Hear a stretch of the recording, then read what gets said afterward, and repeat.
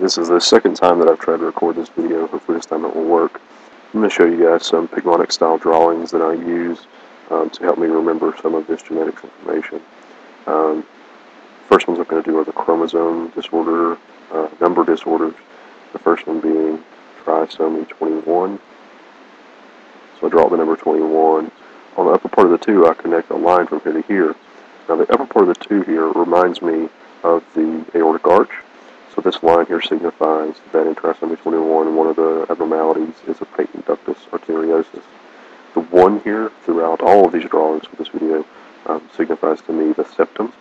So in this trisomy 21 disorder, Down syndrome, both the atrial and ventricular septums are involved. So I draw full thickness for the entire length of the 1. That reminds me that we have ASD and VSD disorder. The next one is trisomy 18 or Edwards syndrome. Trisomy 18, I'll draw the number 18. Do 2 things to the number 18. I'm going to draw a big circle here, and I'm going to darken in the bottom of the 1. This reminds me that in trisomy 18 or Edwards syndrome, we have ventricular septal defects, and the middle of the 8 is dark between the 2 parts of the 8. That reminds me that this is an atrial ventricular septal defect. The next one I'm going to draw is Patel syndrome, or trisomy 13. I'm going to draw 13 again, except this time I'm going to draw the 3 sideways. Just like the last one, I'm going to color in the bottom of the 1 only. That reminds me that there's ventricular septal defects. 3 is sideways because one of the other issues with trisomy 13 is that you have abnormal distribution of the cardiac position, so that the heart can be in a different wrong side of the chest, go on the right side of the chest, things like that. So this reminds me of the positional. The way that I remember the colloquial names for these is I think of Johnny Depp. So this is Downs, Edwards, and Patel. The last chromosome number syndrome that I'm responsible for is Turner syndrome, which is 45X syndrome.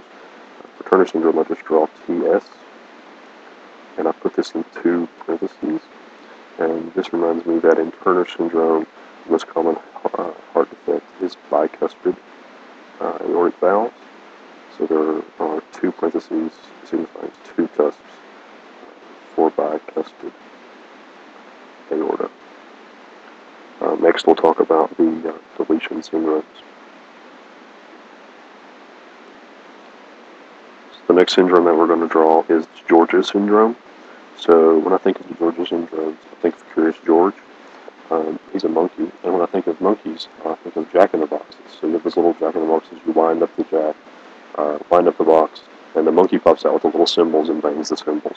So those were the 2 things that come to mind for the Georgia syndrome, is George the monkey and the symbol monkeys. So we're going to draw a box for the jack-in-the-box. We're going to call this the box, so we call it the box. And in this drawing, we only have 1 box. And in this box, we're also going to draw the number 22. And in this 22, we're going to leave a space at the top.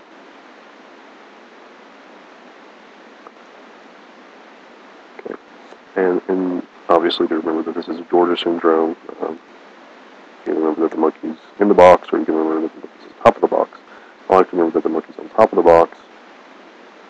So we draw George.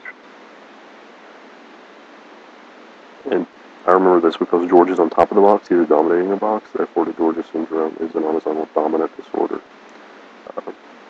So in this box, we've drawn the box. This reminds us that TBX1 is the gene involved in Georgia syndrome. The 22, remember we drew the spaces here? That signifies that the Georgia syndrome is 22q11.2 syndrome, or deletion. And the reason that there are gaps in the 2's is, remember that the top of the 2 remind me of the aortic arch, and in the Georgia syndrome we have interrupted aortic arches, or collectations of the aorta. The last thing that we'll draw here is the bottom of the 1 will be darker, and this will remind me that there are ventricular septal defects, just as we had always said before. And also the last thing that I remember is that this box has 4 sides, reminding me that we have tetralogy of flow. Tetra means 4. So to recap that, this is Georgia syndrome indicated by Curious George. He's inside of a box. There is one box, so it is TBX1 gene that is involved. On the box we have the number 22 with an eruption with 2. That signifies the aortic arch, the top of the 2. So we have an interrupted aortic arch. George is on top of the box, so this is an autosomal dominant disorder. This box has 4 sides, therefore we have a side effect of tetralogy of Fuller. The next disorder that we'll talk about is Williams syndrome, which is a 7q11.23 deletion. The way that I remember this is Williams syndrome, but I remember it as Williamson syndrome. I know we don't have it in for lecture yet, but this is Dr. Williamson. And Dr. Williamson is wearing an elastic suit. And this reminds me that the gene involved in the 7q11.23 deletion is the elastin gene. One of the things about Williams syndrome that I try to remember is the most common cardiac defect is supravalvular aortic stenosis.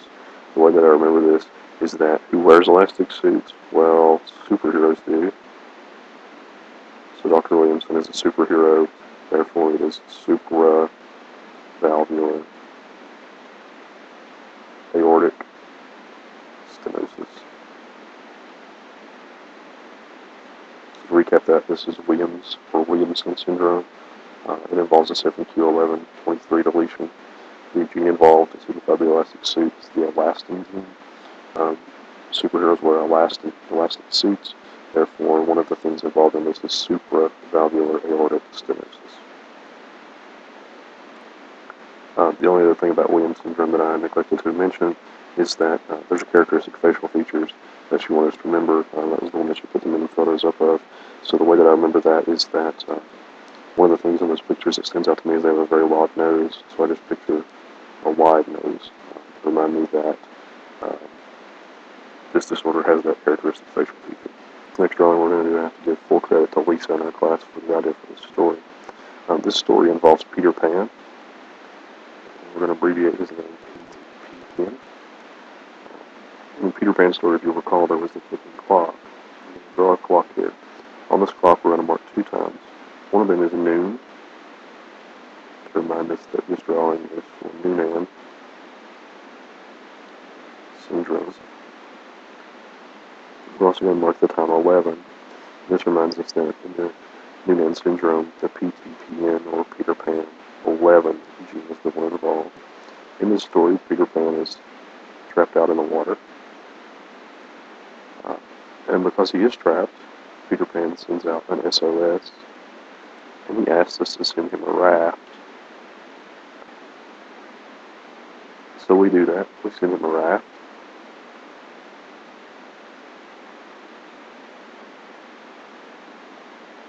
And this raft reminds us that in addition to the PTPN11 gene, another gene involved is the RAF1 gene.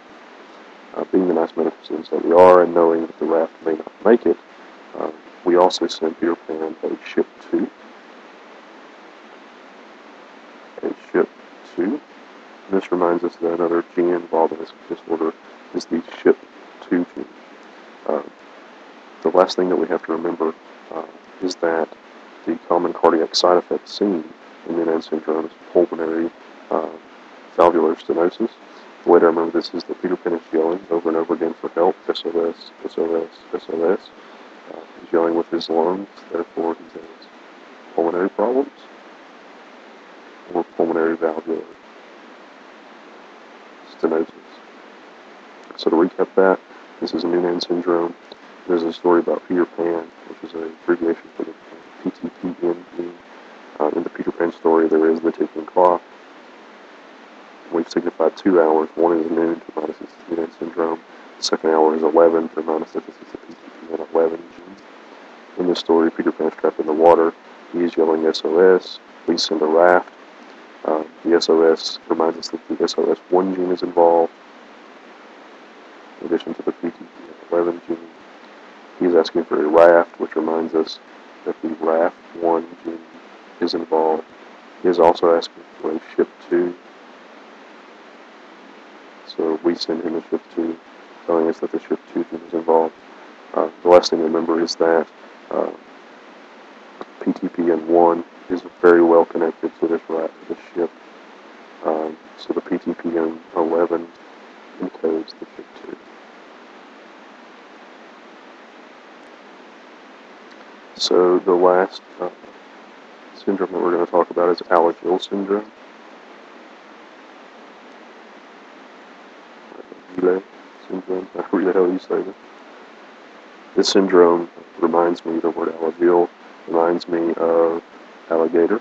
And I know in the Peter Pan story it was a crocodile, but this is my story, and today it's an alligator. So while Peter Pan's waiting in the water for a raft and our ship to arrive, he is confronted by an alligator. However, this alligator is a bit inebriated. So this alligator, we're going to imagine, is holding a bottle of liquor. Some intoxication bubbles coming from the alligator. The liquor reminds us that in Alagille syndrome, we're going to have damage to the liver. So we draw the liver with an anti-symbol over that. The other thing that we're going to remember about Alagille syndrome is that the alligator has sharp teeth. So down here to the bottom, we're going to illustrate his mouth. In his mouth, we're going to draw 4 sharp teeth. And about these teeth, we're going to remember that they are jagged, which reminds us that one of the genes involved in Alagille syndrome is the JAG1 gene. We're also going to remember that between each of these teeth, there are notches, reminding us that another gene involved is the Notch2 gene. The reason that we drew 4 teeth is to remind us that there is involvement with tetralogies, both below, and tetra means 4. And then I also just have memorized that we also have ventricular septal defect involvement. And because this is Peter Pan, as you recall from the last story, he's showing SOS, and we have pulmonary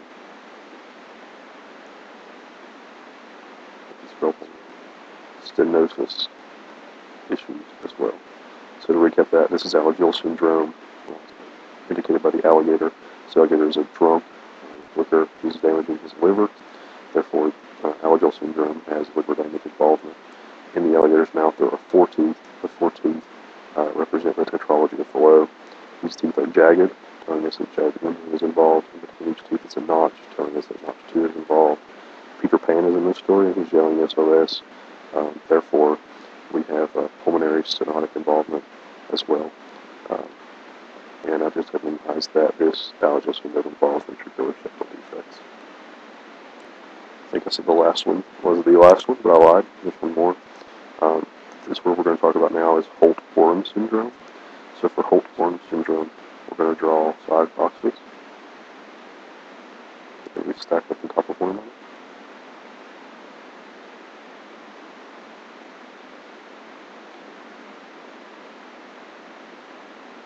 And these 5 boxes we're going to turn into a person.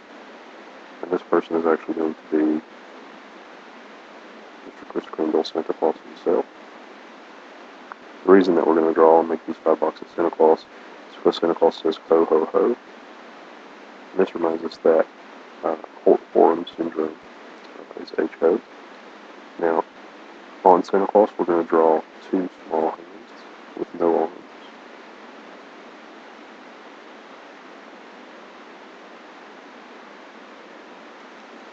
These small hands with no arms remind us that in Holt-Oram syndrome there is involvement of the limbs, so we're going to see abnormal upper limb development, and we're also going to see short forearms. Above the thumbs on each side we're going to draw a 3. So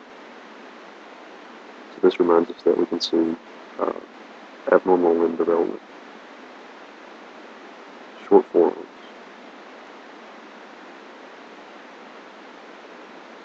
we will see tri, 3, phalangeal thumbs. Okay. In one of these hands, we're going to draw a lightning bolt.